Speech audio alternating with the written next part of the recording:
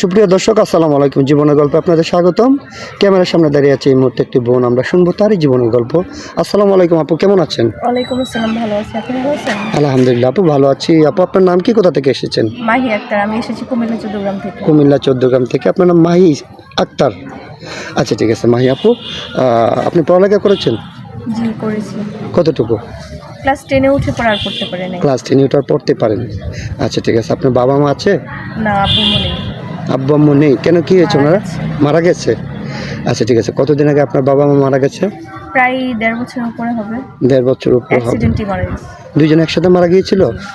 আচ্ছা, ঠিক আছে। তাহলে তো আপনার লাইফটা অনেক কষ্টে কাটছে। তাহলে এখন বর্তমানে আপনি কার কাছে আছেন? ছিলাম খালামণির কাছে, মানে যাকে ফুপু বলে ডাকি। তো ওদের কাছে ছিলাম, তাও এতটা ভালো ছিলাম না। ওনারা অনেক অত্যাচার করতো, কথা শোনাতো, আমাকে মারধর করতো, কাজ করাতো। তারপরও মানে একটু শান্তি দেয় নাই। ও আচ্ছা আচ্ছা। আপনার বাবা মা মারা যাওয়ার পরে আপনার খালার কাছে থাকতেন। ওনারা আপনাকে মানে যেহেতু আপনার বাবা মা নাই, ওনারা আপনাকে অনেক অত্যাচার করতো, হ্যাঁ, ঠিকঠাক মতো খেতে দিত না। জি না। আচ্ছা, ঠিক আছে। তাহলে আপনার লাইফটা তো অনেক কষ্টে কাটছে, যেহেতু আপনার বাবা মা নেই, মানুষের কাছ থেকে বড় হয়েছেন। আচ্ছা মাহি আপু, তাহলে আপনি আমাদের ক্যামেরার সামনে কি জন্য আসছেন সেটা একটু বলেন। এসেছি মূলত নিজের জীবন কাহিনী তুলে ধরার জন্য, আর হচ্ছে বিয়ের জন্য। ও, আপনি একটা বিয়ের জন্য আসছেন, আর আপনার লাইফের স্টোরিটা একটু বলতে চাচ্ছেন আমাদের কাছে। যে একটু লং স্টোরি তো আমরা শুনতে চাচ্ছি না। এখন মূলত হচ্ছে কি, আপনি একটা ভালো মনের মানুষ যার কাছে আপনি বিয়ে বসবেন। আচ্ছা, ঠিক আছে। আপনার কোন ধরনের ছেলে পছন্দ সেটা একটু বলেন। বয়সটা কেমন হতে হবে? বয়স বা চেহারা যেমনই হোক না কেন, মানিয়ে নিতে পারবো, কোনো সমস্যা নেই। শুধু ভালো মনের মানুষ হলেই হবে। শুধু একটা ভালো মনের মানুষ চান?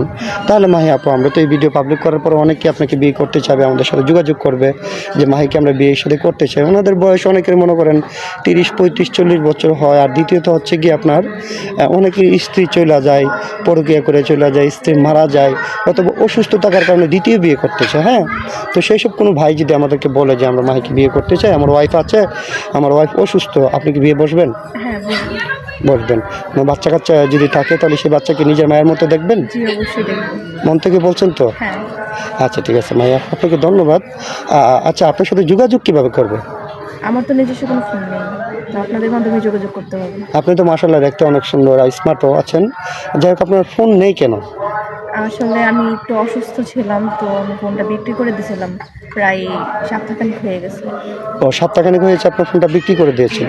আচ্ছা, ঠিক আছে মাইয়া, বুঝতে পেরেছি। তো সুপ্রিয় দর্শক, এই মুহূর্তে ডিসপ্লেতে একটি নাম্বার দেখা যাচ্ছে। এই নাম্বারটি হচ্ছে আমাদের। এই নাম্বারে ইমো, হোয়াটসঅ্যাপ খোলা আছে।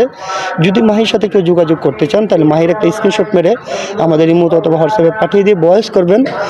অযথা কেউ অডিও কল, ভিডিও কল দিয়ে আমাদেরকে বিরক্ত করবেন না, তাহলে আমরা ব্লক মারতে বাধ্য হব। তো মাহি আপু, নামাজ কালাম পড়া হয়?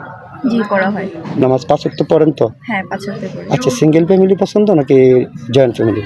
অবশ্যই জয়েন্ট ফ্যামিলি পছন্দ করি, যেহেতু আমার ফ্যামিলি নেই।